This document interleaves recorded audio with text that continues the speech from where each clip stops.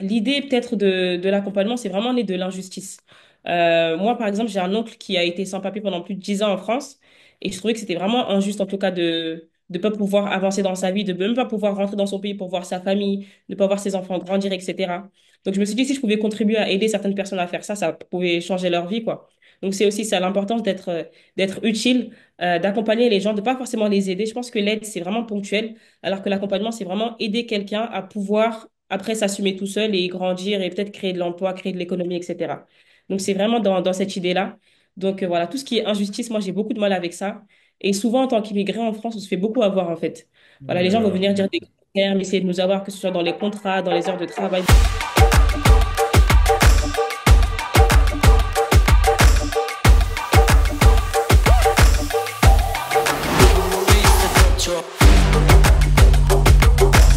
Salam Ziyar, bonsoir à tous et à toutes, j'espère que vous allez bien. Ici your boy Abib Sal, bienvenue pour un nouvel épisode du Cercle d'Influence Podcast, votre cercle qui s'inspire à inspirer avant d'expirer. C'est avec un grand honneur que je reçois aujourd'hui ma chère Aïssatou Nyaria, fondatrice du cabinet Kebaya Consulting et ex-responsable du programme Orange Corner Sénégal. Aïssatou, bienvenue au cercle. Merci, Alu, de m'accueillir au sein du cercle. C'est un honneur aussi pour moi d'être ici. Le plaisir est pour moi, en tout cas. C'est fait un moment qu'on essaye d'organiser ça, donc je suis content que tu sois là, finalement. Est-ce que tu peux nous parler brièvement de toi, de ton enfance et de ton parcours? D'accord. Donc, moi, je suis née, j'ai grandi en France. Je viens d'une grande fratrie de, bon, je sais pas si c'est grand pour les Africains, mais de 8 enfants. Donc voilà, j'ai fait toute ma vie en France. J'ai fait des études de droit. L'idée pour moi, c'était vraiment de défendre un peu mes frères et sœurs sans papier. C'est vraiment avec cette idée-là que j'ai fait des études de droit. Ensuite, j'ai eu l'occasion de faire un double cursus qui soit à la fois en droit français et en droit anglo-américain. Donc j'ai eu l'occasion de travailler en Angleterre auprès des réfugiés et des demandeurs d'asile. Je suis rentrée en France pendant le Covid et j'ai commencé à travailler avec une association qui s'appelle Les Déterminés, qui promeut l'entrepreneuriat inclusif. Donc l'idée, c'était vraiment de donner accès à tous, que ce soit au réseau, aux technologies, mais aussi à la méthodologie pour entreprendre. Et c'est à l'issue de cette expérience que je suis allée au Mali et que j'ai commencé à travailler pour une structure qui s'appelle Donelab, qui est le premier incubateur du Mali. Et là-bas, j'étais responsable du pôle expertise. Donc, c'est vraiment la partie conseil, tout ce qui est conception de programmes qui soient adaptés aux réalités locales et aux populations. Et en mai 2023, je suis rentrée au Sénégal. Bon, je dirais plutôt venue même au Sénégal parce que j'avais jamais vécu au Sénégal. Ah, Tout ok. simplement parce que je suis sénégalaise. Je voulais vraiment tester un peu le pays et voir un peu comment c'est parce que c'est assez différent du Mali aussi. Et voilà, donc j'ai commencé à travailler quelques mois après mon arrivée pour une structure qui s'appelle Aske et j'étais responsable d'un programme d'incubation qui s'appelle Orange Corner Sénégal qui accompagne les entrepreneurs de 18 à 35 ans. Et à mon arrivée au Sénégal, j'avais lancé mon cabinet de conseil qui s'appelle Kebaya Consulting, qui est spécialisé dans tout ce qui est design de programmes et de projets, cadrage de projets, assistance technique, ingénierie pédagogique. Et c'est ce que j'ai repris là depuis le mois de décembre. Donc, ça fait, on va dire, 2 mois que je suis Mhm. à 100% sur ce cabinet-là et que je travaille en tant que consultante indépendante pour différentes structures du Sénégal et même de la sous-région. Ah, super, super. Est-ce que tu peux nous partager comment ça a été ton expérience en Angleterre, surtout quand il s'agit de travail avec des réfugiés, demandeurs d'asile? C'est quand même, surtout avec ce qui se passe maintenant sur les réseaux, avec les plateformes médiatiques par rapport à l'immigration. Ça a dû être une expérience à la fois enrichissante, mais aussi révélatrice, j'imagine. Assez compliqué. Je pense que quand je suis partie en Angleterre, j'avais peut-être 22 ou 23 ans. Ah ouais, ok. Voilà, face à des gens qui ont vraiment des histoires de vie compliquées. Le droit d'asile, c'est pas n'importe quelle immigration, en tout cas. Les gens fuient pour des raisons spécifiques. Et la législation elle était de plus en plus compliquée. Je pense que j'étais en plein Brexit. Donc, ça a été vraiment compliqué de travailler avec les clients, de les préparer pour les audiences et de voir derrière que le juge, il est cassé devant nous, quoi. Donc, c'était assez compliqué. C'était des histoires très lourdes. Quand on a des victoires, on est content. Voilà, mais la plupart du temps, c'est vraiment des refus, des échecs et des vies vraiment qui sont brisées, quoi. Des gens qui font 10 ans, 15 ans, 20 ans sans papier dans le pays qui peuvent pas avancer dans leur vie, qui peuvent pas travailler, construire une famille. Donc ça a été assez compliqué pour moi. C'est aussi pour ça que j'ai quitté le droit, on va dire, parce que je voulais pas me battre toute ma vie contre un système. Pour moi, voilà, c'était de pire en pire. Et il y a des gens qui le font très bien, donc je les encourage dans ce sens-là parce que c'est aussi important d'avoir des personnes qui défendent ces personnes-là. Mais ouais, c'était un petit peu trop pour moi. Mais ça a Mm. été une très bonne expérience dans l'ensemble. J'ai beaucoup appris. Mm. Ça m'a permis aussi de vivre dans un pays qui est différent. C'est l'Angleterre. Ça reste l'Europe, mais c'est quand même assez différent de la France. Et voilà, ça a été une belle expérience qui m'a beaucoup appris, mais qui a aussi fait que je me suis décidée à pas forcément continuer dans cette voie-là. Ok, ok. Et je pense qu'entre être accompagnante et entrepreneur et le fait d'être quelqu'un qui accompagne les demandeurs d'asile, je pense qu'il y a quand même quelques similarités dans le fait que tu dois écouter, tu dois comprendre en fait l'histoire de la personne, pourquoi il lance un business ou un projet. Donc, j'imagine que je suis curieux de connaître un petit peu ta personnalité, en fait. Qu'est-ce qui t'a poussé à vouloir se lancer dans ce domaine de l'incubation, de l'accompagnement entrepreneurial? Je pense que c'est plus, derrière, il doit y avoir une raison plus juste d'aider les entrepreneurs, quoi. Est-ce que pour toi, d'où est venue cette passion, de manière générale? D'accompagner, d'aider? Ouais, je pense que c'est ça, il y a vraiment un lien entre les deux. C'est vraiment l'accompagnement, aider les gens vraiment à réaliser leurs ambitions. Donc ça commence déjà par être, entre guillemets, légal dans un pays, d'avoir les moyens de pouvoir le faire, mais aussi de pouvoir réaliser ses ambitions. Je pense que quand on a les outils, le bon réseau, les bons conseils, la bonne méthodologie, on peut faire énormément de choses. Donc moi, c'est vraiment ça l'idée, aider les gens à s'accomplir et à réaliser leurs ambitions. Donc c'est ça un peu le fil conducteur, que ce soit dans le droit ou dans l'accompagnement à l'entrepreneuriat. Ok. Est-ce que tu penses que, en fait, cette vocation, elle est liée avec ton environnement familial? Comme tu disais tout à l'heure que tu as grandi dans une famille de 8 personnes. Donc, d'une part, tu es obligé à solliciter les uns et les autres et surtout à savoir survivre, en fait, et surtout se démarquer parce que c'est pas facile quand tu as des frères et des sœurs, tu vois un peu? Ah. Je pense que ce qui m'a aidé, j'ai jamais eu peur de parler. En tout cas, moi, je suis la dernière de la famille. Ah ouais, t'es la gâtée, quoi. Vraiment, je trouve pas. On n'est pas vraiment gâtés, mais c'est vrai on a moins peur de dire les choses et de faire les choses. Je pense qu'on nous Hmm. pardonne beaucoup de choses et qu'on a beaucoup plus de liberté que nos aînés. Donc, c'est aussi pour ça que j'ai pu expérimenter beaucoup de choses, faire beaucoup de choses, voyager, aller dans différents pays. Mais l'idée peut-être de l'accompagnement, c'est vraiment né de l'injustice. Moi, par exemple, j'ai un oncle qui a été sans papier pendant plus de 10 ans en France et je trouvais que c'était vraiment injuste, en tout cas, de ne pas pouvoir avancer dans sa vie, de même pas pouvoir rentrer dans son pays pour voir sa famille, de ne pas voir ses enfants grandir, etc. Donc, je me suis dit, si je pouvais contribuer à aider certaines personnes à faire ça, ça pouvait changer leur vie, quoi.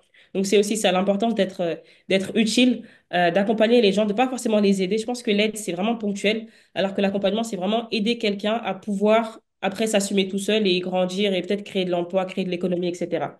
Donc, c'est vraiment dans cette idée-là. Donc, voilà, tout ce qui est injustice, moi, j'ai beaucoup de mal avec ça. Et souvent, en tant qu'immigré en France, on se fait beaucoup avoir, en fait.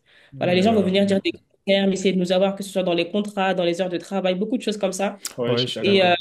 voilà, donc c'est vraiment important j'ai vu l'importance très vite de connaître ses droits et d'être capable de bien s'exprimer, de ne pas avoir peur de lever sa voix face à quelqu'un, même si on a l'impression que c'est notre supérieur, c'est pas forcément quelqu'un qui nous veut notre bien. Ils vont vraiment jouer sur cette chose-là de voilà, on est immigré, on essaie de pas faire trop de bruit, on connaît pas trop nos droits, donc on va croire tout ce qu'on nous dit, alors que c'est pas du tout la réalité finalement. Ouais, ouais, Et des ouais. fois, juste avec peut-être un texte de loi, les bons mots, que la personne connaisse ses droits, ça change vraiment toute sa vie.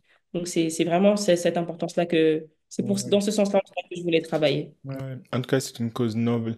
Et par rapport à l'écosystème entrepreneurial sénégalais ou africain de manière générale, qu'est-ce que tu as découvert depuis que tu as rejoint l'Afrique? Les gars, j'ai vu que c'était beaucoup plus dynamique qu'au Mali, on va dire, et que peut-être les entrepreneurs ne se rendent pas forcément compte de l'importance d'avoir la volonté politique derrière, parce que moi, j'ai fait le Mali avant. Il n'y a pas tout ce qui est DER, des choses comme ça. Il y a beaucoup moins de programmes d'accompagnement. Et c'est un contexte économique qui est beaucoup plus challengeant. Parce que vraiment, quand j'étais au Mali, je pense que j'ai connu un ou deux coups d'État. Il y a eu l'embargo, il y a eu beaucoup de choses comme Ah, ça. ok. Ouais, ça change la donne, ouais. C'est ça, avait la chance d'être assez stable politiquement jusqu'à dernièrement. Mais c'est vraiment un environnement qui est propice à entreprendre. Il y a beaucoup de choses. Il y a aussi la confiance des investisseurs qui n'ont pas peur d'investir au Sénégal, alors que c'est pas forcément le cas pour le Mali. Il y a le fait qu'on puisse se projeter, même si c'est pas sur 10 ans, on peut au moins se projeter sur 2 3 ou 5 ans. Donc c'est aussi la facilité qu'il peut y avoir au Sénégal à entreprendre. La différence également, c'est qu'il y a beaucoup de concurrence. Donc, l'idée aussi d'avoir cette facilité à entreprendre, c'est qu'il y a beaucoup de monde qui veulent le faire, qui vont peut-être le faire dans le même domaine, mais ne pas se laisser, on va dire, intimider par ça, parce que je pense que tout le monde a sa place. Le marché, il est très grand. Voilà, l'importance de se différencier, mais ne pas avoir peur, en tout cas, de le faire, en tout cas, de se lancer, parce que ça reste quand même une belle opportunité aujourd'hui d'entreprendre au Sénégal et dans vraiment tous les domaines, je dirais. Ouais. Et du coup, avec Orange Corno Sénégal et avec ton cabinet, vous accompagnez dans tous les domaines. C'est quoi le processus et quels sont les domaines qui vous intéressent majoritairement, quoi, principalement? Donc, au niveau de Orange Corner Sénégal, c'était ouvert à tous les secteurs, mais l'idée, c'était vraiment d'avoir des projets qui aient de l'impact social et économique, et aussi au niveau de l'environnement sur les populations. Donc, on va peut-être pas prendre quelqu'un qui a une plateforme de e-commerce, parce qu'il y a forcément de valeur ajoutée économiquement et socialement. Donc, l'important, c'est vraiment la création d'emplois, l'impact économique sur place. C'est vraiment ce qu'on regardait dans les critères de sélection, au-delà du secteur, parce que voilà, c'était vraiment ouvert à tous les secteurs. Moi, personnellement, au niveau de mon cabinet, j'accompagne pas directement les entrepreneurs. L'idée pour moi, c'est d'accompagner les structures qui accompagnent les entrepreneurs. Donc, c'est Ok. vraiment tout ce qui est le design de programme, quel type de formation on va faire, comment on va les accompagner, quel type de formateur on va avoir, la durée des programmes, etc. Donc, vraiment le design des programmes et des projets plutôt. Ok. Moi, personnellement, quand j'étais au Sénégal, quand je venais juste de terminer mes études, j'ai eu l'expérience de monter un projet avec un ami et j'ai passé en fait dans le système d'accompagnement, que ce soit DER ou il y avait aussi des réseaux d'entrepreneurs au Sénégal que j'ai eu la chance de côtoyer. Mais j'avoue qu'à l'époque, c'était vraiment difficile et compliqué d'obtenir un financement. Genre, tu pouvais avoir un accompagnement technique, bien sûr, ou des conseils ou de networking, parce qu'on faisait beaucoup de networking à l'époque avec ces réseaux d'entrepreneurs. Mais concrètement, c'était vraiment difficile d'avoir financièrement quelque chose que tu peux concrétiser, transformer en produit ou en service et qui, sur le long terme, pourra te générer des revenus, quoi. Et je ne sais pas si entre-temps ça a changé, mais en même temps, j'avais pas mal d'amis aussi qui entreprenaient, mais ils avaient tous la même reproche quoi, par rapport à ces instituts d'accompagnement et à ces organisations d'accompagnement et d'incubation. Est-ce que toi, quand tu es sur le terrain, quels sont les enjeux ou les défis que tu rencontres ou bien les revendications qui reviennent souvent de la part des entrepreneurs qui veulent se lancer? Peut-être un point sur le financement, c'est quelque chose qui ressort souvent, le fait qu'il n'y ait pas forcément assez de financement, etc., pour les entrepreneurs. Peut-être un premier conseil, c'est de se dire, on va plus facilement financer un projet qui a déjà commencé. Donc, ne Mm. pas rester juste à attendre à se dire, j'ai pas de financement, donc je commence pas. Je pense qu'il y a vraiment des choses qu'on peut vraiment faire à notre niveau. Et le fait de montrer qu'on a déjà commencé, qu'on est déjà allé sur le terrain, qu'on a des chiffres à donner, qu'on peut dire, voilà, il y a tant de clients qui sont intéressés, ou j'ai réussi à vendre tant de produits. Et je sais que si vous m'accompagnez demain, en me donnant tant d'argent, je pourrais multiplier, je sais pas, ma production par tant X ou X ou Y, mais que c'est important de voir quand même que la personne commence. Parce que le financement, au final, c'est pas vraiment l'excuse. Parce que quand on commence, c'est là qu'on peut attirer les personnes, en fait. Voilà, tout type d'investisseur va vraiment être attiré par un projet qui a déjà commencé et qui a vraiment un potentiel de développement. Donc, si vous avez la capacité à démontrer ça, ce sera beaucoup plus facile d'avoir des financements.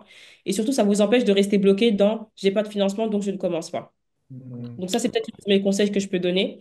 Au niveau des financements, c'est vrai qu'au Sénégal, il y a un vrai gap en fait. Il y a soit les personnes qui vont financer les entreprises qui sont déjà très avancées, donc c'est pas du tout au niveau des entrepreneurs qui débutent, soit les entrepreneurs qui en sont au tout début, juste à l'idéation, qui vont avoir des petits tickets de peut-être 500 000, 200 000, mais ça va pas forcément aider sur le long terme. Ouais, Donc il y ouais. a aussi ce gap-là, c'est les réalités qu'il y a sur le marché même de africain en général, c'est pas uniquement au Sénégal.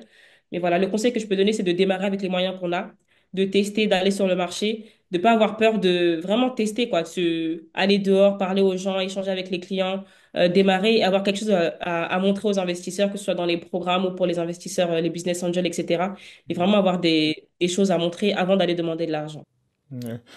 Et l'autre chose aussi, c'est que au Sénégal, je pense que peut-être tu as déjà constaté ça, c'est que il y a beaucoup de gens qui vendent au Sénégal. Il y a des gens, on est dans un pays où tout le monde veut devenir vendeur à quelque sorte, que ce soit les commerçants, les marchés dans les quartiers. Et du coup, il y a beaucoup de business qui sont des copies, je dirais pas des contrefaçons, mais par exemple, je me rappelle bien à l'époque, quand Wari a démarré, il y avait pas beaucoup de points Wari. Et du coup, les gens qui étaient là, qui étaient les initiateurs, ils ont pu gagner beaucoup d'argent, mais au bout de 6 mois, le marché était saturé. Tout le monde ouvrait des points Wari parce que les gens se disaient que ça marchait bien. Et là, avec le temps, Wave est venu et en tout cas, c'est difficile d'avoir un business qui marche bien sur le long terme et sur le moyen terme parce que les gens, ils copient vite, et ils sont dans cette quête de, OK, qu'est-ce que les autres font qui marche et que je pourrais reproduire. Je me rappelle bien, il y a 2 ans, tout le monde cherchait à avoir, par exemple, une plateforme virtuelle de portefeuille numérique, quoi. Il y avait Wave, mais avant Wave, il y avait Cash Money, Tigo Cash. En fait, tout le monde se lançait dans le même truc parce qu'il se disait ça marche. Et que là, tu vois le résultat, il y a que Wave qui reste, si je ne me trompe pas, et Orange Money, quoi. Donc, comment on peut se démarquer de cette envie de vouloir suivre la masse, mais aussi pour les gens qui innovent aussi, comment ils peuvent sécuriser leur innovation, leur projet, leur idée pour se prémunir de ces gens-là qui veulent copier, qui veulent reprendre leur idée, quoi. Moi, je pense que c'est important d'avoir une vision assez claire. Ne pas se lancer parce que voilà, mon voisin s'est lancé. Je sais pas, moi aussi, de vendre du bissap, donc je vais vendre du bissap. C'est quoi la vision dans ce qu'on vend? Comment est-ce qu'on va se démarquer? Mais aussi ne pas avoir peur de la concurrence parce que c'est vraiment ce qui fait avancer. Quand on a deux personnes qui sont dans le même secteur, c'est ça qui fait qu'on va avoir des produits de meilleure qualité. On va avoir une personne qui va vraiment essayer de faire toujours de la recherche et du développement, d'essayer d'avancer. Et même s'il y a des gens qui copient, ils vont jamais rester sur le long terme parce qu'ils n'ont pas votre vision à vous. Vous savez où vous allez, vous savez pourquoi vous faites ces choses-là. Et si la personne, elle le fait juste parce que voilà, elle a vu que ça marchait à côté, en général, ça ne dure pas très longtemps. Et on le voit dans le marché, même s'il y a beaucoup de personnes qui rejoignent, au final, il va rester qu'une personne à la fin, quoi, parce que c'est elle qui a la vision, c'est elle qui cherche toujours à innover et ne pas avoir peur de la concurrence. Et peut-être aussi ne pas voir tout le monde comme concurrent. On est dans un marché, on est aussi un grand marché. Ne même pas avoir peur de s'associer avec ses concurrents. Si vous êtes plusieurs, je sais pas, à vendre du karité, essayez de vous réunir ensemble, acheter des quantités en gros, les transformer tous ensemble aussi avoir cette vision de collaboration pour aller plus loin et à une autre échelle.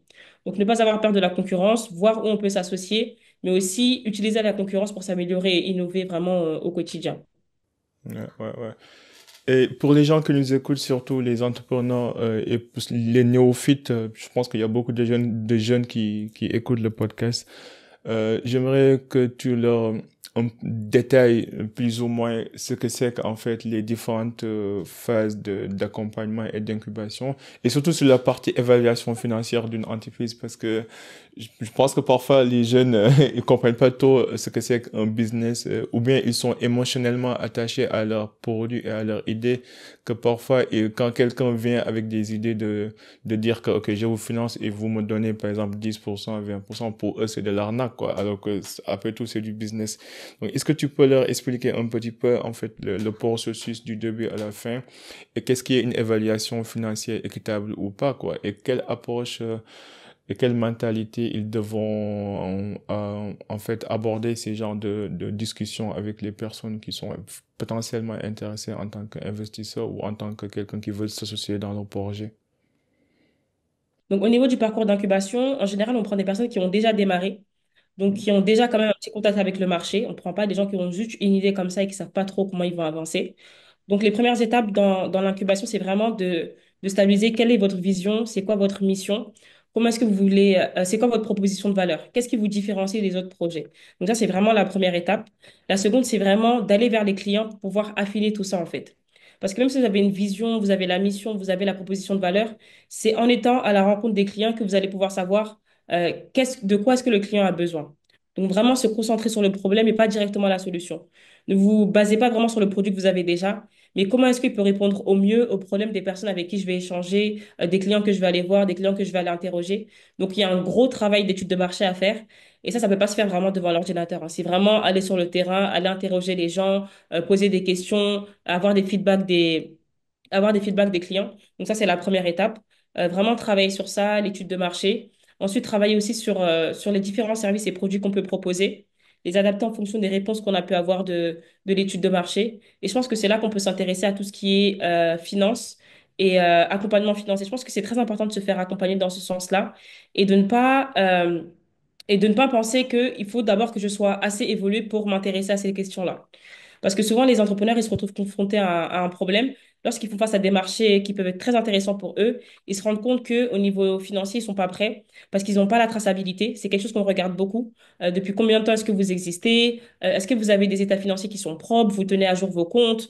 Vous êtes capable de fournir vraiment des données sur l'année, sur l'année d'avant? Vous connaissez votre panier moyen, vous connaissez votre marge. Vraiment, ces chiffres clés-là qu'il faut vraiment maîtriser face à des investisseurs parce que c'est ça qui va permettre montrer à l'investisseur que vous avez de l'attraction, que vous avez un potentiel et que si l'investisseur demande, met de l'argent, il peut faire x2, x10 sur son investissement.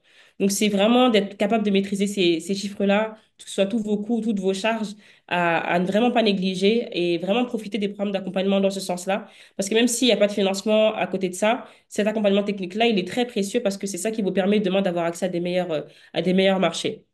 Au niveau des investisseurs, donc ce qu'ils vont beaucoup regarder aussi, au-delà de votre manière de présenter le projet, c'est ce que, comme je l'ai dit, c'est la valeur ajoutée. Est-ce que vous connaissez bien le problème que vous traitez? Pourquoi est-ce qu'aujourd'hui vous vendez tel ou tel service? Qu'est-ce que vous avez rencontré sur le marché? Quelle histoire pouvez nous raconter derrière ça en fait? Pourquoi votre service il est sorti? Pourquoi votre produit il est sorti? C'est très important cette partie-là et il y a beaucoup d'entrepreneurs qui le négligent. Ils vont se concentrer directement sur la solution, mais pas nous dire quel est le problème, est-ce qu'ils sont capables de résoudre? Parce qu'au final, c'est pour ça que le client va payer. Donc vraiment, ça, c'est important. Au niveau de la finance, donc tout ce que j'ai dit, c'est la traction, le panier moyen que vous avez actuellement. C'est quoi vos prévisions sur les 6 mois? Au niveau des prévisions sur les 6 mois, 1 an ou 2 ans, souvent les entrepreneurs, ils vont dire, moi, dans 6 mois, je compte faire, je sais pas, par exemple, 12 millions. Dans 1 an, je vais faire 50 millions. C'est très simple de jeter des chiffres comme ça, mais expliquez-nous comment est-ce que vous allez arriver à ça. Si vous nous dites que dans 6 mois, je sais que je peux faire 12 millions parce que je vais multiplier, je sais pas, ma production par deux, je vais acquérir telle machine, je vais faire ci ou ça. Comme ça, on sait que lorsque vous dites des chiffres, vous avez vraiment un plan pour réaliser ça. Vous ne dites pas juste l'objectif, mais comment est-ce que vous allez arriver là-bas. Ça, c'est aussi un élément très important à savoir donner. Il y a aussi le fait de savoir pitcher, de savoir pitcher son projet. Ça, il y a des gens qui vont pitcher pour pitcher, mais le contenu est aussi important, mais la manière dont vous allez le délivrer aussi, c'est important. Donc pour ça, c'est vraiment de savoir s'exprimer, être assez sûr de soi, de savoir aussi répondre aux questions et de ne pas être sur la défensive. C'est des cas qu'on peut rencontrer des fois. Lorsque les entrepreneurs sont un peu challengés sur leur projet, sur ce que ça contient, etc., ils vont un peu être sur la défensive, essayer de se défendre, alors que c'est pas l'état d'esprit qu'il faut avoir. Il faut vraiment être là en tant que personne qui vient vendre un projet qui fait la différence, qui est vraiment une bonne opportunité pour l'investisseur, mais qui est aussi capable d'écouter les critiques et les apports que peuvent avoir ces investisseurs-là. Donc, si on vous dit oui, est-ce que vous avez pensé à tel ou tel produit? Si c'est pas le cas, dites très honnêtement et de manière transparente, non, j'y ai pas pensé, mais c'est une bonne idée, on pensera peut-être à l'ajouter plus tard. Mais si vous êtes sûr de ce que vous faites, c'est aussi le moment de dire, ah bah non, on est justement parti sur le terrain, on a vu que ça allait pas marcher, donc c'est pour ça qu'on s'est tourné vers ci ou ça. Donc vraiment de maîtriser son sujet, d'être prêt aussi à répondre aux questions, à être challengé sans perdre ses moyens et de pouvoir répondre de manière assez convaincante à ces investisseurs-là. Ouais. Et je pense que, bon, je regarde parfois les programmes et les émissions d'entrepreneurs, là, comme Shark Tank, mais les critiques qui revenaient souvent, c'est que les gens, parfois, ils disent pas forcément la vérité par rapport à leur état financier, quoi. Genre, ce qu'ils montrent à la télé ou ce qu'ils disent, parfois, ça ne reflète pas réellement ce qui se passe sur les finances, quoi, en termes de nombre de commandes, de nombre de clients, de nombre de ventes et du chiffre d'affaires. Mais, et pour les financements, quels sont les types de financements oui, les types de financements qu'on peut avoir? Par exemple, parfois j'entends des financements par bon de commande, ou des financements par, je ne sais pas moi, par un achat d'actions. Quels sont les types de financements majoritairement ou principalement qu'on pourrait avoir dans les programmes d'incubation? L'incubation, en général, ce qu'on retrouve, comme que je l'ai dit, c'est des entrepreneurs assez au début. Ok. Ça va être plutôt des subventions, mais c'est des très petits montants. Ok, Ça ok. peut être des prêts d'honneur, donc c'est des prêts à taux zéro, ou des Mhm. prêts bancaires, mais avec un taux qui est un peu plus faible, parce qu'on Ok. a peut-être un partenaire qui va prendre une partie du risque.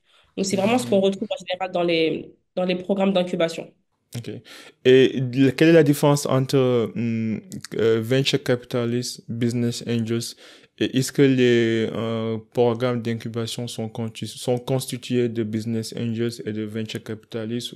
C'est des indépendants, c'est des milliardaires. En fait, c'est quoi la structure juridique derrière? Moi, je pourrais pas répondre pour les ventures capitalistes, sincèrement, la partie financière, c'est pas ce que moi je Ok. maîtrise le mieux. Au Mhm. niveau des business angels, en général, c'est des personnes qui ont réussi dans la vie, qui ont assez de moyens pour investir et qui vont Ok. investir de manière, on va dire, entre guillemets, privée dans des entrepreneurs qui sont un peu plus jeunes. Ça peut être des gens qui se mettent ensemble ou des personnes qui sont toutes seules de leur côté qui vont investir. En général, dans les programmes d'incubation, il y a ce qu'on appelle les partenaires techniques et les partenaires financiers. Donc, les Mhm. partenaires financiers, c'est ceux qui vont financer le programme. Et les partenaires techniques, c'est ceux qui peuvent apporter, ça peut être des formations, des ateliers, des choses comme Ok. ça. Ok.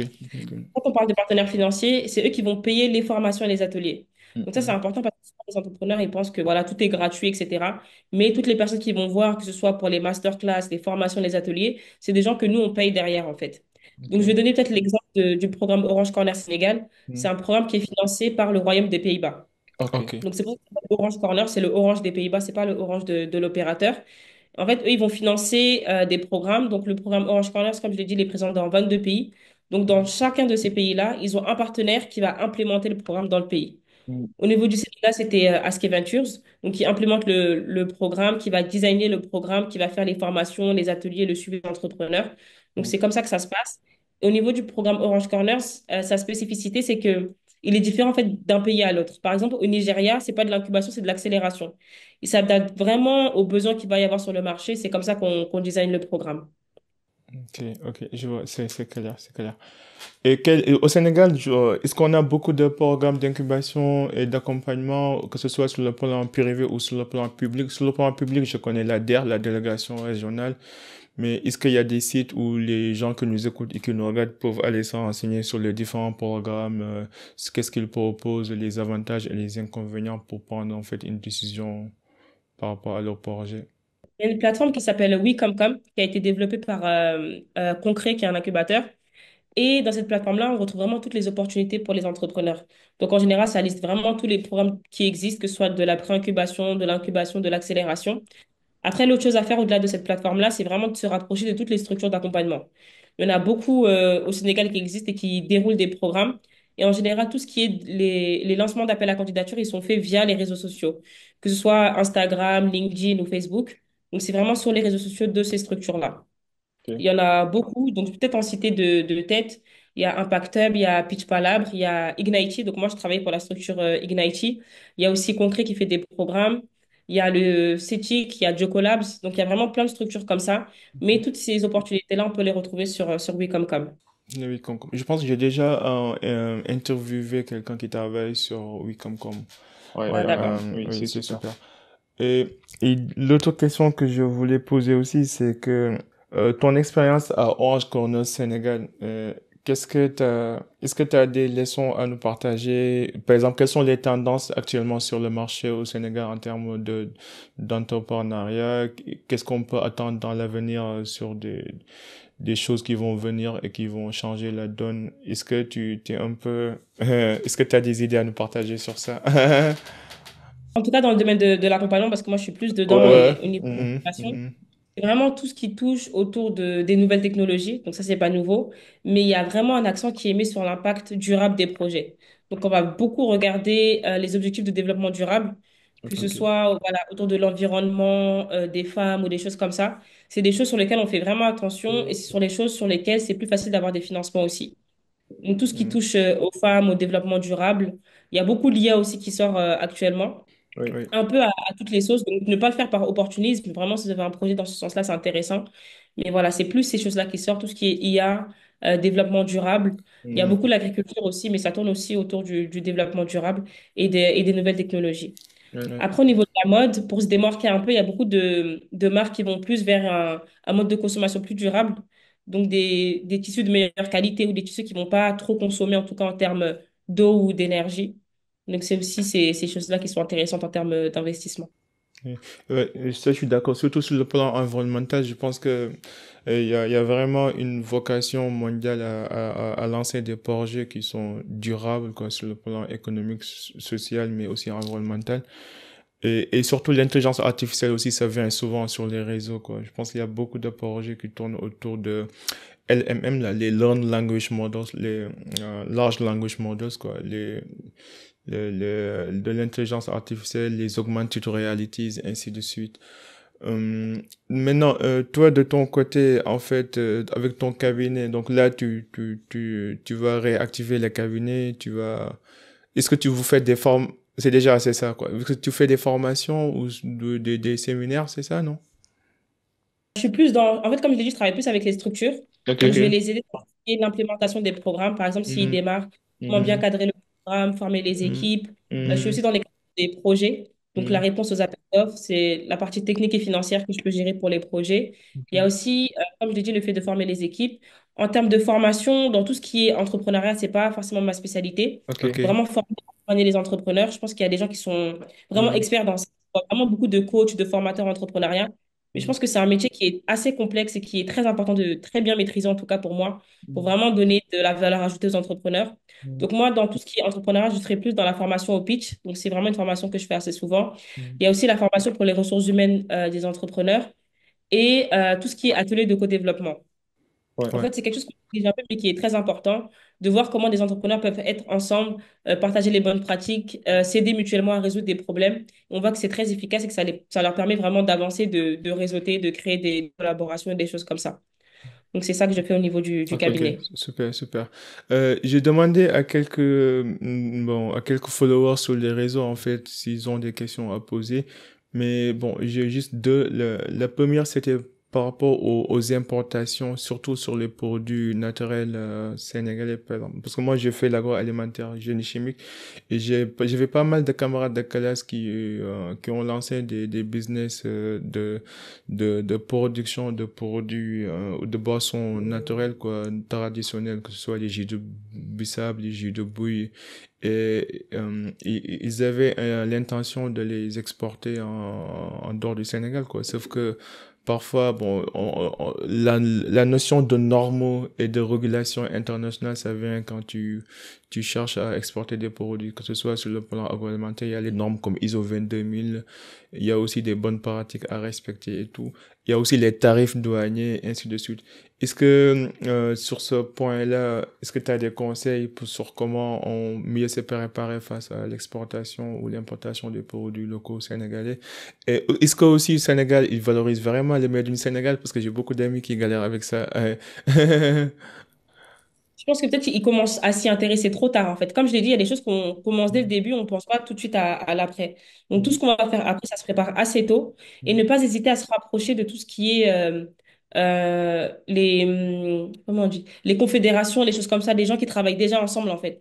Parce qu'ils Ok. sont confrontés aux mêmes problématiques et c'est eux qui peuvent porter la voix pour avoir des solutions dans ce sens-là. Je pense qu'un des premiers conseils, peut-être se faire accompagner. Il y en a beaucoup qui sont réticents au programme d'accompagnement parce qu'ils se disent, ah, mais c'est pas intéressant, on perd du temps, je vais pas forcément apprendre quelque chose. Mais c'est dans le cadre de ces programmes-là qu'on a accès vraiment à des experts. Par exemple, dans le cadre de Orange Corner Sénégal, nous, on avait fait vraiment un atelier, tout ce qui est autour du packaging Ouais, et ouais. De du packaging l'emballage, quoi. pour l'exportation. Parce il y a des termes qu'on doit retrouver dans tous les emballages, des choses comme ça. Et si vous ne savez pas, bah, vous ne pouvez pas exporter, en fait. Ouais, Donc, ouais. vraiment, dans le cadre de ce programme-là, vous avez vraiment accès à des experts. Nous, on avait fait venir quelqu'un de ITC International Trade Center. C'est vraiment un professionnel qui travaille dans énormément de pays, qui est venu faire une formation sur plusieurs jours aux entrepreneurs. Donc, tout ce qui était dans la cosmétique et dans l'agroalimentaire, ils ont eu vraiment des réponses précises par rapport à leurs produits. Donc, ça, encore une fois, c'est vraiment aller voir l'expertise, ne pas supposer des choses ou ne pas écouter le voisin qui va dire, oui, moi, j'ai entendu que c'est comme ça que ça se passe, etc. Donc, aller vers les experts, se rapprocher de tout ce qui est confédération, de tous les gens qui travaillent déjà ensemble dans le secteur. Des fois, on a l'impression que tout est désorganisé, Ouais, mais il y a quand même des ouais. il y a des Ouais. choses qui existent déjà sur place. Donc, aller vers ces gens-là, en fait, ne pas rester tout seul. Ça, c'est un conseil général pour tous les entrepreneurs. Ne pas rester seul dans son coin et de se dire, je suis le seul à rencontrer ce Ouais, problème-là. ouais, À rencontrer ouais. ce problème-là, c'est qu'il y en a des dizaines, des centaines d'autres personnes qui le rencontrent. Il y a sûrement une personne qui a la solution pour ça. Donc, se rapprocher de ça, se rapprocher des experts. Et les experts, ça coûte très cher. Donc, en passant par des programmes, on peut y avoir accès gratuitement aussi, en fait. Ouais, C'est ça. ouais. J'ai pas fait mal d'accord. En même temps, ton exemple de packaging, ça tombe bien parce que dans le cadre de mon travail, j'ai fait un peu de la sécurité produit et parce que quand t'as parlé des étiquettes, oui, il y a des normes et des réglementations à appliquer, en fait. Que ce soit, on a des étiquettes commerciales qui doivent identifier le produit, le lieu de fabrication, l'adresse, mais aussi il y a des étiquettes sécurité produit qui donnent les mentions de danger, il y a aussi des produits qu'on doit en fait enregistrer, déclarer au centre poison. Si c'est des produits qui sont potentiellement Même dangereux, que là, ce sur soit les pots, l'apparition des ingrédients, des choses comme ça, il y a les beaucoup de choses. ingrédients, il y a beaucoup de choses quoi. Mais comme tu disais, il y a pas de mystère quoi. Genre, t'as pas besoin de recréer en fait la roue quoi. Il y a des normes qui existent, il y a des experts, il y a des organisations qui sont là pour réguler tous ces secteurs-là, quoi. Et que si tu te rapproches, la Et bonne surtout, personne, pas tu auras tous les supposer, détails. aller demander, poser des questions. Moi, Mhm. j'allais dire, je suis dans l'accompagnement, mais c'est pas moi qui accompagne directement les entrepreneurs. Nous, on Mhm. est très humble à se dire, Ça, c'est quelque chose de très précis. Par exemple, tout ce qui est exportation, Mhm. étiquetage, des choses comme ça, c'est pas ma spécialité. Ouais, Donc, on ouais. va faire appel à un expert qui va venir faire Mhm. un point sur ça. Et la valeur Mhm. ajoutée qu'on va avoir les entrepreneurs derrière, c'est 10 000 fois plus intéressant que ce que nous, on aurait pu dire, je sais pas, peut-être en trouvant quelques informations par-ci, par-là. L'idée, c'est Ouais, pas essayer de dire, voilà, nous, on vous accompagne sur tous les aspects parce qu'on connaît tout, mais on ouais. vous met en relation avec des experts, vous allez avoir des formations vraiment qualifiantes, aller sur le terrain, travailler, etc. C'est pas juste de la Mhm. théorie, c'est vraiment des choses concrètes de personnes qui sont dans le secteur et sur le terrain. Ouais. Et l'autre chose, c'est comme tu disais, parce que parfois les entrepreneurs, quand ils ont un problème en fait devant eux, parfois ils se disent si je règle ce problème-là et que je trouve une solution, cette solution va être définitive. Sauf que il y aura jamais une solution définitive. Il y aura que des alternatives, quoi. Une fois que tu règles un problème, cette solution va devenir un jour un autre problème. Ça va devenir, tu vois, c'est une chaîne continue sans fin, quoi. Et je pense parfois avec le temps, à force de rencontrer des problèmes à résoudre, parfois ils peuvent se décourager un peu. Tu lances un produit, on te parle d'autorisation à avoir. Après, tu finis, on te dit, il faut en fait la labelliser ou je ne sais pas moi, chercher des autorisations. L'étiquette aussi, il y a des réglementations. Ça fait beaucoup de choses à gérer, mais je pense que c'est un processus d'amélioration continue et qu'il faut pas se désespérer de ce processus-là. Parce qu'une fois le processus est maîtrisé, après, ça devient juste une répétition, quoi. C'est juste la première phase qui est un peu compliquée, mais après, avec le temps, c'est du processus répétitif, Et et c'est huilé, ça. quoi. Être entrepreneur, en fait, c'est un parcours aussi. Il ne faut jamais se dire, ça y est, je suis arrivé, j'ai réussi tout ce que je devais faire. Je pense que les entrepreneurs, les gens qui le sont vraiment, ils aiment vraiment ça, en fait, le challenge. Ils aiment résoudre des problèmes, trouver des solutions, voir leurs produits avancer, même s'arrêter. Des fois aussi, la réponse du marché, c'est qu'on ne doit pas continuer, en fait. S'arrêter, peut-être relancer quelque chose derrière. Mais l'entrepreneuriat, c'est vraiment un état d'esprit, quoi. On n'est pas entrepreneur parce qu'on veut gagner de l'argent. On n'est pas entrepreneur parce qu'on, voilà, on veut plus aller au travail. On n'est pas entrepreneur parce que, voilà, on a vu que chez le voisin, ça marchait bien, donc on va se lancer aussi. Donc, Mhm. c'est vraiment tout ce qui est motivation et de garder à l'état d'esprit que c'est pas quelque chose qui est forcément facile, en fait. Ouais. Est-ce qu'il y a des personnes ou des livres qui t'ont influencé dans la vie de manière générale, qui t'ont motivé, influencé, qui t'ont inspiré? Et oui, moi, j'ai beaucoup lu, on va dire, entre le lycée et la fac. Il y a un livre que j'ai beaucoup aimé, c'est Vie et enseignement de Tcherno Bokar. C'est un livre de d'Amadou Hampâté-Bâ. J'ai beaucoup aimé parce que ça parle beaucoup de tout ce qui est la sagesse africaine et l'histoire de vie même du personnage principal m'a intéressée. En général, tout ce qui est littérature africaine aussi, j'ai beaucoup lu. Donc, c'était peut-être aussi le moyen pour moi de connaître plus sur l'Afrique, parce que j'étais pas beaucoup venue, en tout cas pendant mon enfance. Donc, oui, j'ai beaucoup aimé ce livre-là. Il y a aussi, j'ai bien aimé L'Alchimiste aussi. De Paulo Coelho. Et en général, voilà, tout ce qui est littérature africaine. J'ai beaucoup lu Amadou Hampâté-Bâ, Cher Hamidou Kane, Djibril Tamsir beaucoup d'auteurs comme ça, pour connaître en tout cas plus sur les réalités africaines et peut-être voir c'était comment la vie en Afrique avant, parce que je connaissais pas. Je connaissais pas. C'était ta manière de te familiariser avec le continent, quoi, avant de venir. Et avant, aussi de beaucoup relativiser. Moi, je suis quelqu'un qui relativise beaucoup. Et c'est des livres qui nous apprennent vraiment, qui nous donnent des leçons, en fait, sur la vie, comment relativiser. Et je pense que des fois, on vit beaucoup à 200 à l'heure, mais on ne se prend pas le temps de comprendre pourquoi on est sur Terre déjà et d'apprécier peut-être ce qu'on a déjà au lieu de se plaindre, quoi. Et Oui, donc, je suis voilà. d'accord. Et qui a été ton mentor? Est-ce que tu as un mentor qui t'a aussi inspiré, qui t'a impacté? J'ai un mentor. Franchement, C'est bien, tu réfléchis, c'est bien. j'ai pas un mentor en particulier, mais je suis quelqu'un qui n'hésite pas à demander de l'aide. Ok. Je pense que c'est très important de dire quand on ne sait pas. Moi, vraiment, j'ai pas de honte à dire je ne sais pas. J'ai pas de honte à demander comment on fait. Et je pense qu'on perd beaucoup d'occasions comme ça à ne pas demander, à ne pas dire qu'on a besoin d'aide ou qu'on ne sait pas. Donc, c'est toutes les personnes qui m'accompagnent au quotidien, toutes les personnes que j'hésite pas à solliciter. Euh, Souvent, j'envoie des messages, je dis oui, j'ai besoin d'aide dans tel sujet, j'ai pas compris ci, j'ai pas compris ça, il faut que tu m'aides, etc. Donc, je pense que c'est toutes les personnes qui donnent de leur temps. Je pense qu'on le fait tous aussi à notre niveau. Donc, j'ai pas de mentor en particulier, mais j'allais dire tout le monde. J'ai pas tout le monde, mais voilà, des gens que je sais que je peux solliciter, qui peuvent Euh, m'aider, qui connaissent des euh, choses. ouais, c'est vrai. Est-ce que t'as une peur ou une insécurité que tu essaies actuellement de conquérir ou de combattre? Euh, Pour moi, j'ai pas peur de grand-chose, hein. Ah ouais, c'est là. Ah ouais, t'es déjà arrivé toi.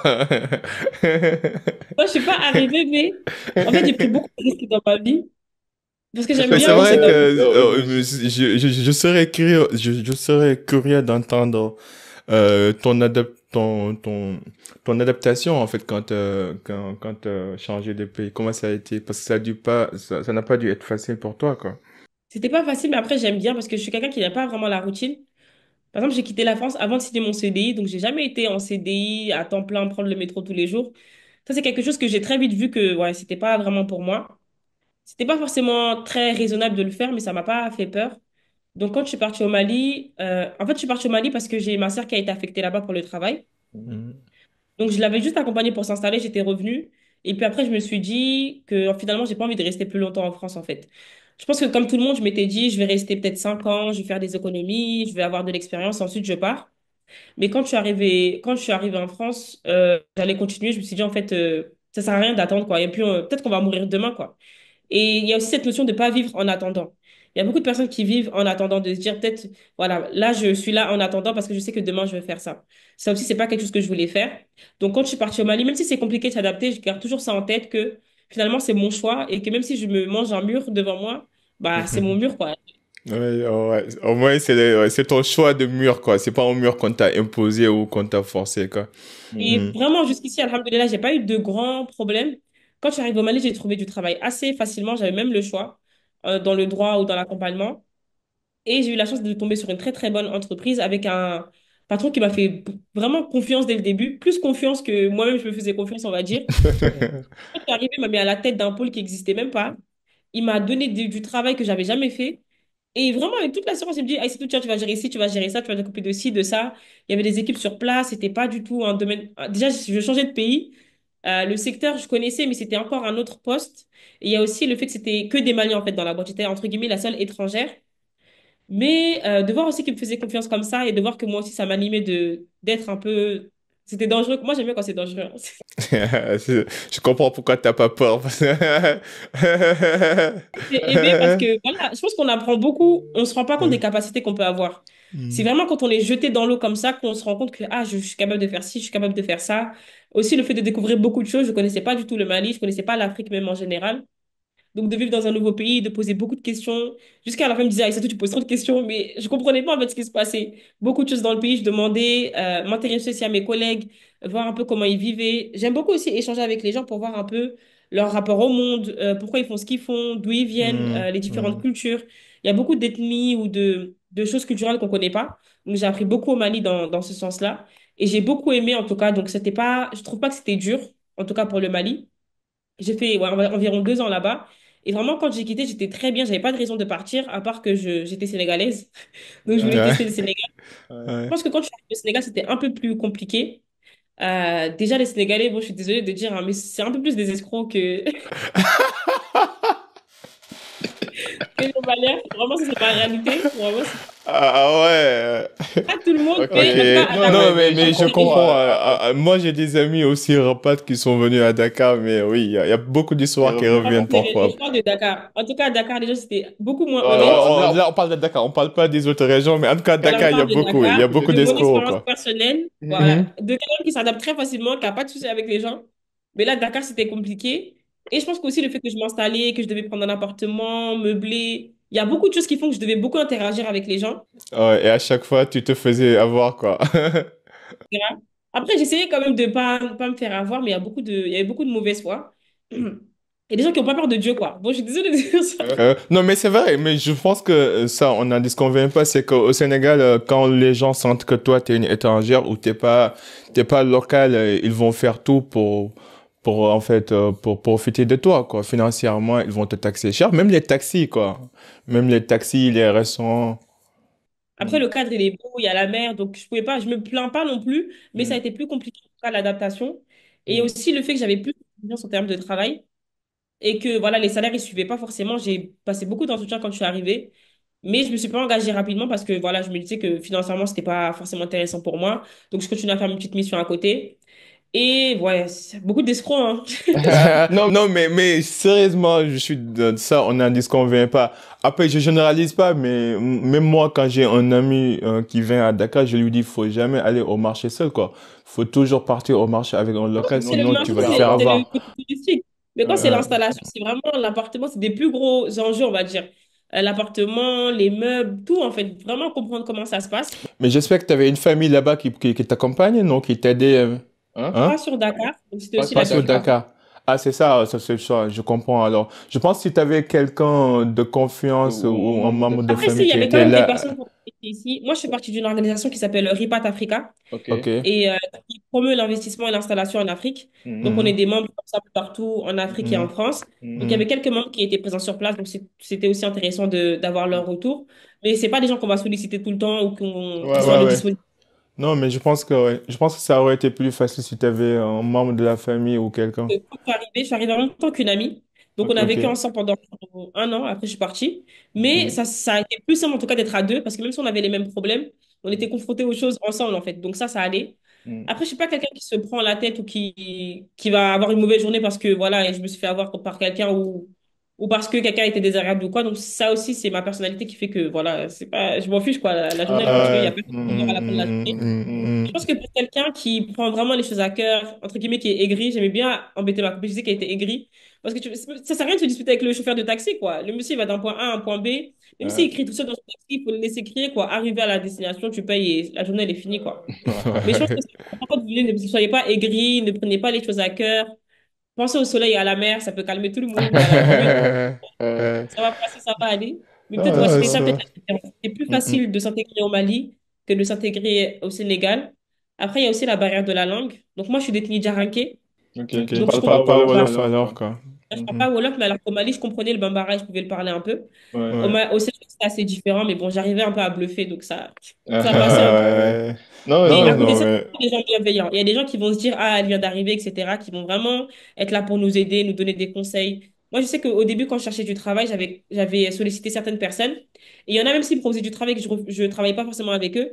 J'hésitais pas à leur demander des conseils sur différentes offres que je pouvais avoir, sur leur retour de Mhm. ce qu'ils pensent, etc. Donc, c'était vraiment des gens qui prenaient leur temps, alors que c'est pas forcément des gens qui avaient besoin de m'aider, quoi, mais qui étaient vraiment là à me donner des conseils, etc., que je sollicitais et que je remercie même encore aujourd'hui. Donc, Mhm. il y a des gens bien. Je dis Non, pas que Non, tout non, le monde est non, basé à mais je mais je comprends ton comprends ton expérience. expérience parce que tous mes amis aussi, ils ont eu la même expérience. Mais c'est plus avec les, bon, je suis pas en train de dénigrer les ouvriers, mais c'est plus avec les ouvriers, en fait, que ce soit les maçons, les menuisiers métalliques, aluminium, bois, c'est plus ça, quoi.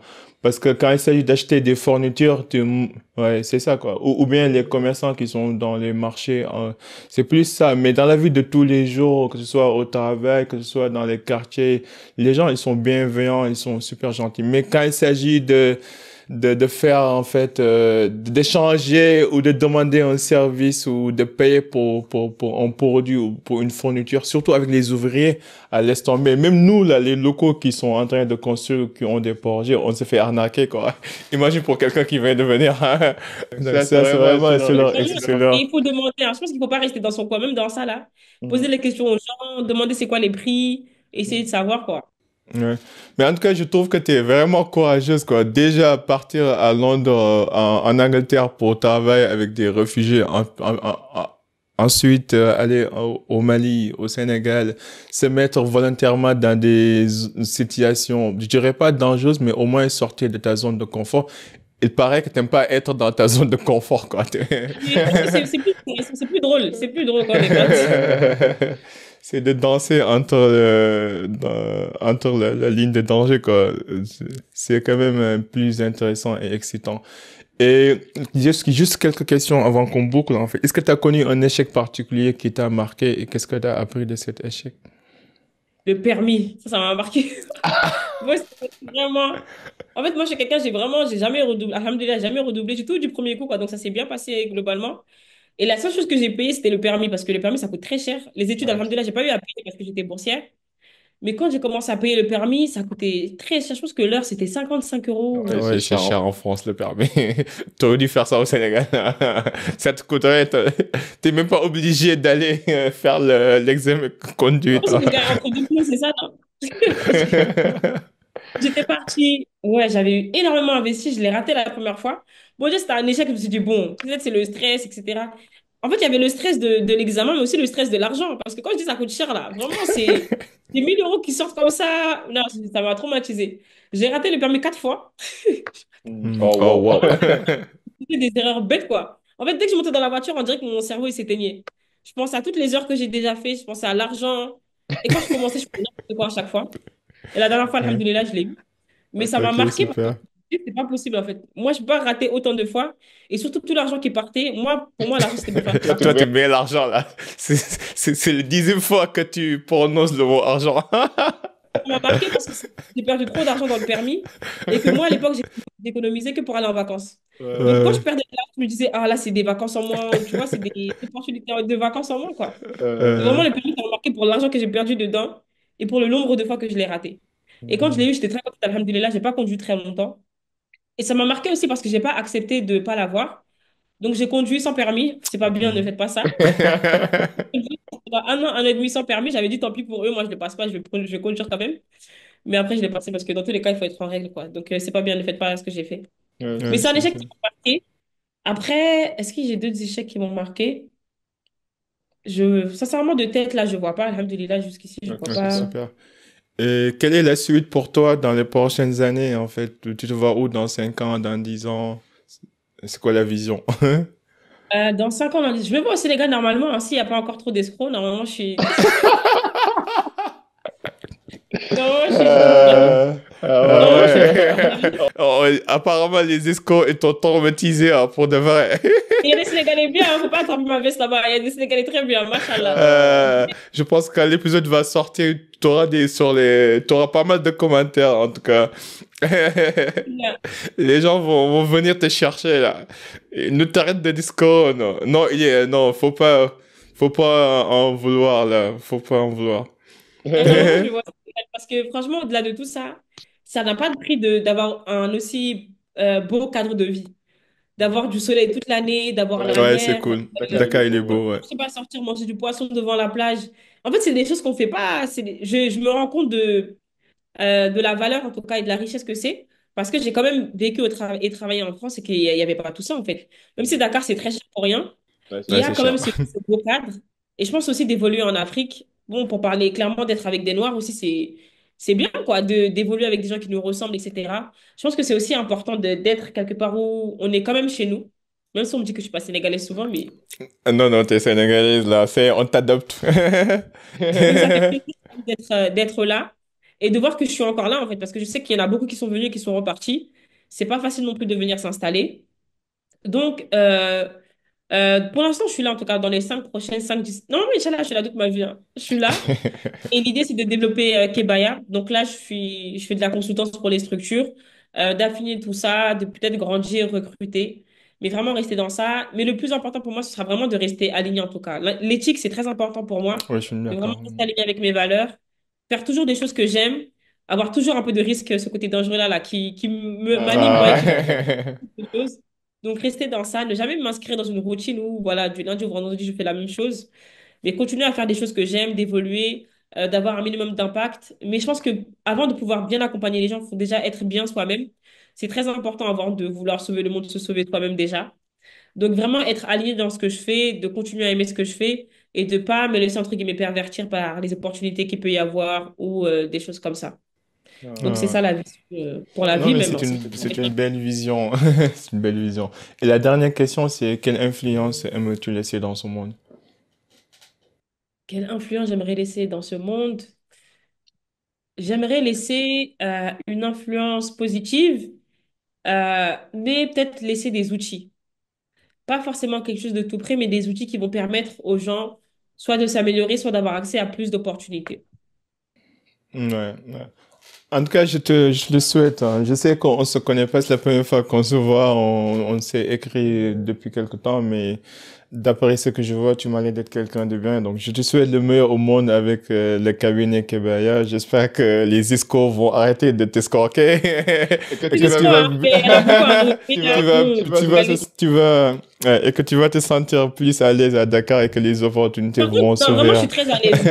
À côté de ça, par exemple, je suis à Toastmaster. Toastmaster, c'est vraiment un ouais, endroit les Ouais, très gens les sont gens, ils bienveillant. sont sympas, sympas, Et des franchement, ils gens sont sympas. vraiment, machallah, quoi. C'est des gens qui vont te Mm. pousser à t'améliorer. En fait, Toastmaster, c'est tout ce qui est autour du leadership, de la communication. Et j'ai vraiment aimé ce côté bienveillant-là et d'accompagner tout le monde, en fait. Des gens ouais. qui vont Ouais. venir te parler, échanger avec toi, qui vont vraiment t'encourager. Donc, il y a Mm. vraiment des gens très, très bienveillants. J'ai aussi eu l'occasion d'avoir des collègues très bien aussi, donc j'ai pu évoluer dans Mm. ça. Donc, je dirais Mhm. pas que j'ai eu des mauvaises expériences. C'était vraiment plus dans l'installation des services. Dans Dans l'installation, c'est Dans mon ça, les c'est ça. quotidien, services. moi, je suis très bien, Mhm. sinon je ne serais pas Ouais, c'est restée. C'est Hein. ça. ça. Très à l'aise Parce que, ici, tout ça, ouais. Mm. alhamdoulilah.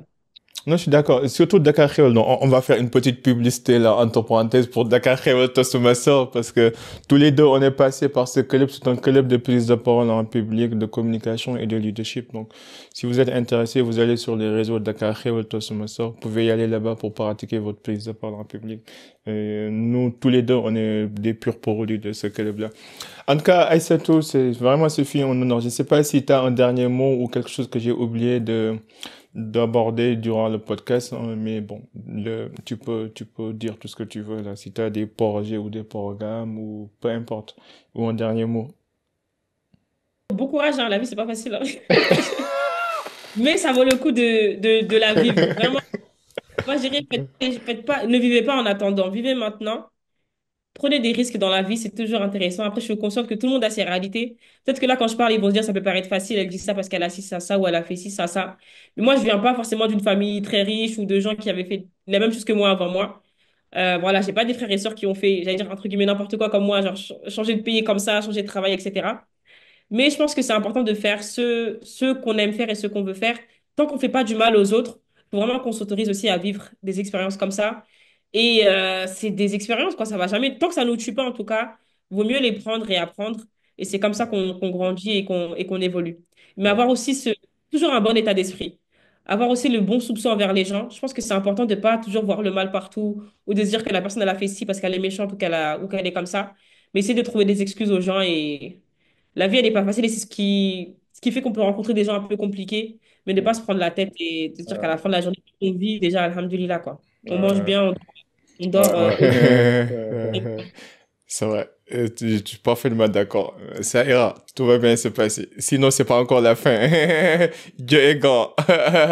En tout cas, merci. Ce fut vraiment un honneur. J'ai Merci à bien toi pour apprécié l'invitation, notre franchement, c'était un échange. plaisir. Ça fait un plaisir. Je mettrai tous les liens dans les show notes après pour les gens qui nous écoutent et qui nous regardent. Je mettrai les liens de la page LinkedIn d'Aïssatou. Si tu as aussi d'autres trucs à partager, tu peux me les envoyer. Je les mettrai aussi dans les show notes comme d'hab, quoi. Merci beaucoup. À la prochaine. En attendant, soyez unique, soyez légendaire. Peace and love. We out. Bye.